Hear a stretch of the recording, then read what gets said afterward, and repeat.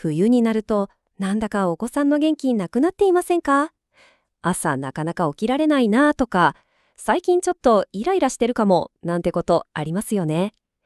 季節の変わり目、特にこの寒い冬が子どもたちの心とか体にどう影響しているのか。今回はそのメカニズムと、じゃあどうすればいいのっていう対策をしっかりデータを見ながら分かりやすくお話ししていきます。なんで冬って気分まで凍ってついちゃうんでしょうね。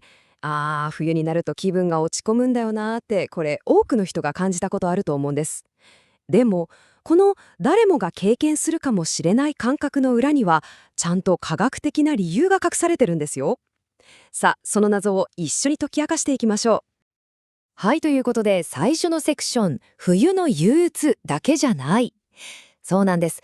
この冬の気分の落ち込みって単なる気のせいとか冬だから仕方ないよねで済む話じゃないんです。実はこれ医学的にちゃんと名前がついていまして、それが季節性感情障害、通称 SAD と呼ばれるものなんです。そう、SAD、これってね、単なる気分の浮き沈みじゃないんです。特定の季節、例えば冬になると現れて、春になると消えていくっていう、うつ病の一種として正式に認められている、れっきとした医学的な状態なんですね。だからこそ、またこの季節かで終わらせずに、正しく理解することがすごく大事になってくるんです。で、これどれくらいの人に関係ある話なのって思いますよね。見てください、この数字。なんと 10%。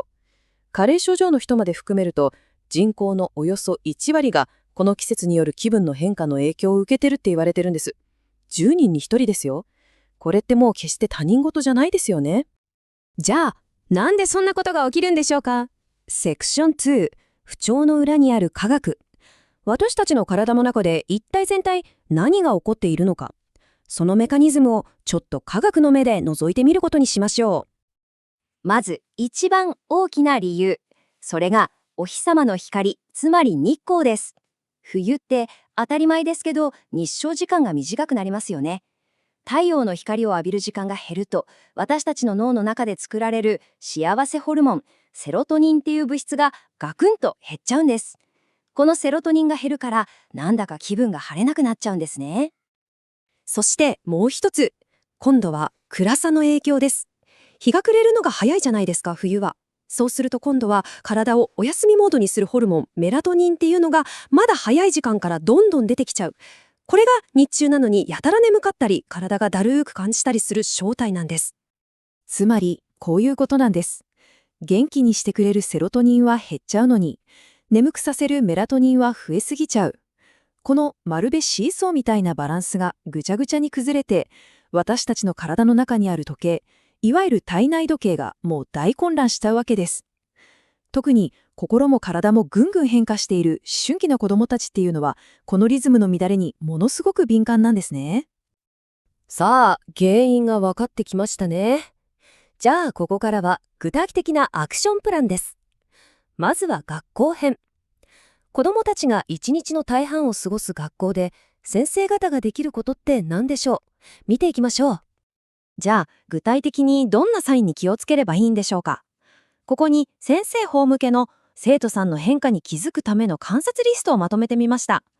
例えば、なんだか朝の遅刻が増えてきたなとか、授業中にぼーっとしてて集中できてないなとか、あとは、やたらと缶とかお菓子とか炭水化物を食べたがるとか、こういうちょっとした変化を見逃さないこと、それが早く気づいてあげるための本当に大事な第一歩なんです。じゃあ、学校で具体的に何ができるか、これ実はたくさんあるんです。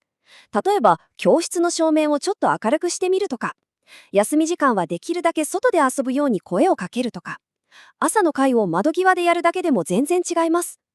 あとは授業の最初にちょっとだけ体を動かす時間を作るとか、本当にちょっとした工夫で子どもたちの心と体をポカポカ温めてあげられるんですよ。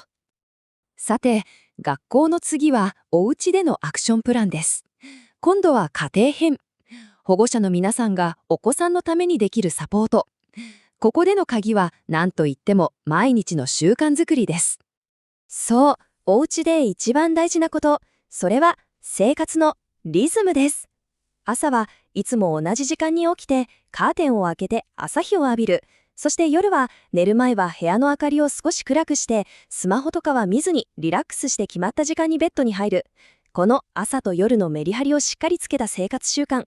これがぐちゃぐちゃになりがちな体内時計を優しくリセットしてくれる一番の方法なんですね。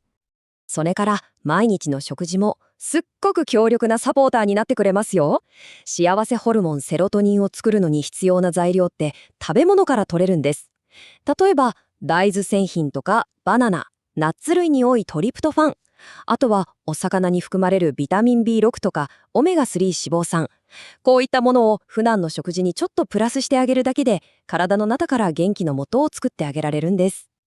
さて、ここで少し大事なお話をします。ここまでお話ししてきたのは、日々の生活でできるケアや予防策です。でも、もし症状が深刻な場合は、専門家の助けを借りることが絶対に必要になります。もし、ここに挙げたようなサイン、例えば、もうずっと気分が沈んだままだとか、今まで大好きだったことに全然興味がなくなっちゃったとか、そういった状態が2週間以上も続くようでしたら、どうか一人で、あるいは家族だけで抱え込まないでください。専門のお医者さんやカウンセラーに相談してください。それはお子さんの心と体が発しる本当に重要な SOS サインなんです。そして、こういう時に一番の力になるのが学校と家庭の連携です。子供を一人にしない。そのために学校と家庭がしっかりと手を取り合う。このパートナーシップが何よりも大切になります。じゃあ、どう連携していくか。例えば、冬が始まる前の10月くらいに学校からこういう情報をお知らせしておく。そして、保護者面談なんかの機会に、最近お家ではどうですか？学校ではこんな様子ですよってお互いに情報を共有する。そして、心配なことがあれば、スクールカウンセラーのような専門家にも入ってもらう。この連携の輪こそが、子どもたちにとっての心強いセーフティーネットになるんです。さあ、それでは今日お話ししてきたことのまとめです。この冬を元気に乗り切るための3つのポイント。これだけは覚えて帰ってください。予防の柱はたったの3つです。1つ、光。2つ、リズム。そして3つ目が発見。朝の光をしっかり浴びて、毎日の生活リズムを整える。そして、もし、あれ？っていう小さな変化があったら、それを見逃さずに早く気づいて対応する。この3つを意識するだけで本当に冬の過ごし方がガラッと変わってくるはずです。なんだかうちの子は最近元気ないなって感じること、それはとても大切なサインです。